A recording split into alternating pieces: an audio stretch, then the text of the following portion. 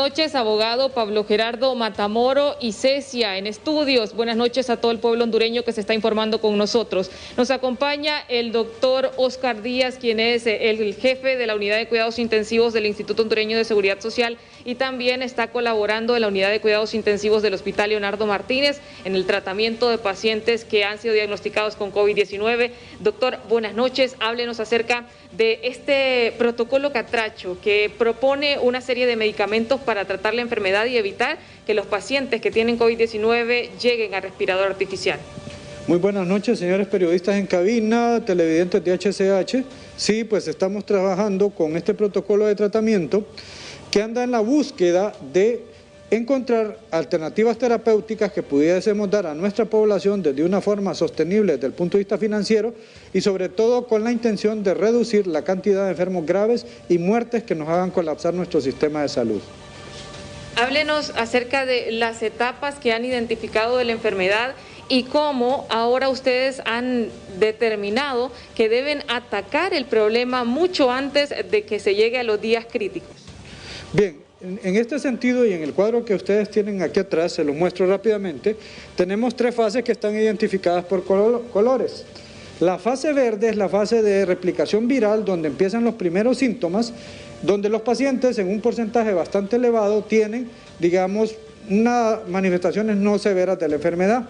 Sin embargo, hay una fase amarilla donde la enfermedad empieza a afectar de manera importante los pulmones y el sistema cardiovascular, y esos pacientes son generalmente los que pueden evolucionar a la fase roja, que es la fase grave.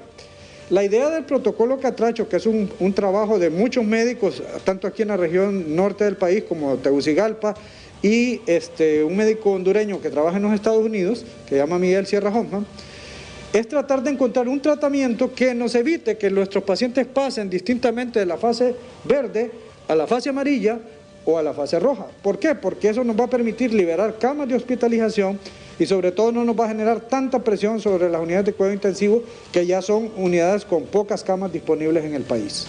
En estos momentos es fundamental darle a conocer a la gente también que hay una necesidad de tener los medicamentos. Han encontrado que son medicamentos accesibles, por lo tanto no requerirían una carga tan pesada para el Estado como lo sería conseguir los respiradores artificiales. Entonces háblenos acerca de estos medicamentos y también de la necesidad que hay de que haya abastecimiento de los mismos para poder tratar a los pacientes a tiempo.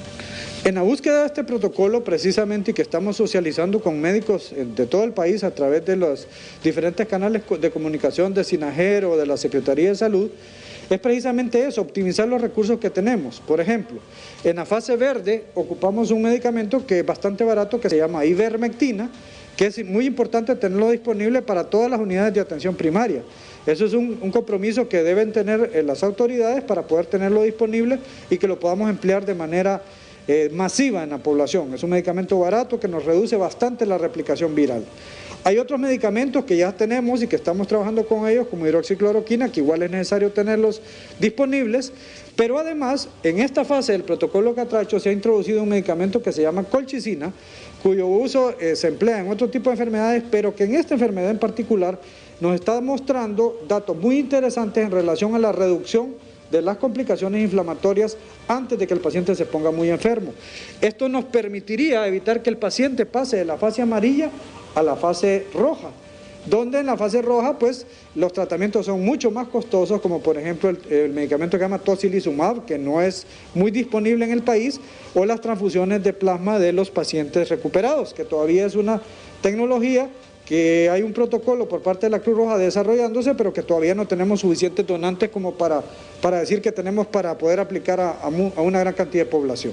Es importante hacerle conciencia a la gente de que al presentar algunos síntomas, es decir, al encontrarse en la etapa 1, que son de síntomas leves, ellos deben buscar asistencia, porque así ustedes pueden atenderlos a tiempo antes de que ellos pasen a la fase pulmonar o a la etapa 3, que es la más crítica.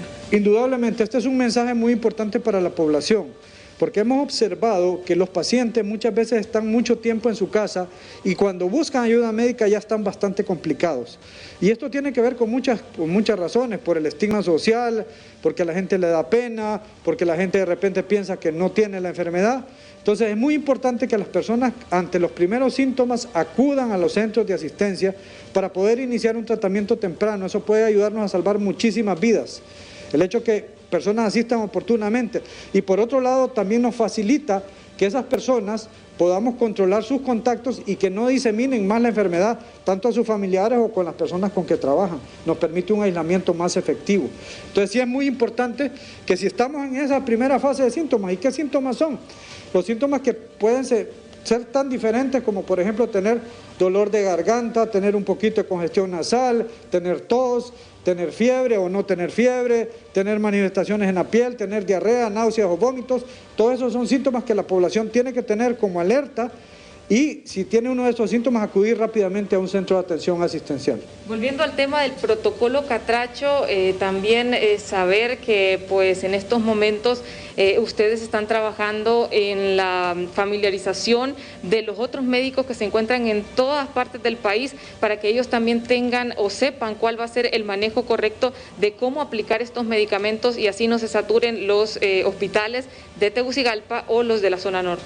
Es correcto, de hecho este protocolo que ustedes tienen en pantalla atrás es un protocolo que se socializó, que la unidad normativa del Ministerio de Salud ya lo validó y que está en constante actualización. De hecho cada semana estamos haciendo ajustes de acuerdo a la evidencia que va saliendo y nos estamos reuniendo prácticamente diariamente por la vía virtual en diferentes foros, sea patrocinados por el Colegio Médico, por la Secretaría de Salud o por SINAGER, educando precisamente a toda nuestra población médica para que todos manejemos esta misma información. También es importante que los espacios, ¿ustedes están de acuerdo en la propuesta que se está manejando de concentrar a todos los pacientes de la zona norte en un solo hospital, elegido el Hospital Leonardo Martínez para tratar solo los pacientes de COVID graves? Si tenemos una organización adecuada en relación a recursos humanos, recursos materiales y medicamentos, por supuesto, eso es lo más recomendable para optimizar los recursos. Sin embargo, entre eso y entre lo que puede estar en el papel y la práctica hay un trecho importante. Y eso es importante porque requiere mucha coordinación y organización de parte de las autoridades de salud. Y realmente sí necesitamos organizar y optimizar los pocos recursos que nosotros tenemos. O sea, el país está en una emergencia nacional, todos nos tenemos que unir, todos tenemos que empujar juntos este problema para poder sacarlo adelante. Los lugares que se están habilitando, como el gimnasio municipal y algunas también espacios en Expocentro, ¿ustedes consideran que este va a ser el lugar ideal para poder colocar a todos aquellos pacientes que se encuentren en la etapa 1, porque así les va a llevar a tener una vigilancia más correcta de cada paciente? Indudablemente, por ejemplo, el área que ha organizado la municipalidad en el gimnasio municipal sería perfecto para poder tratar los pacientes de la fase 1 y precisamente detenerlos ahí en esa fase 1.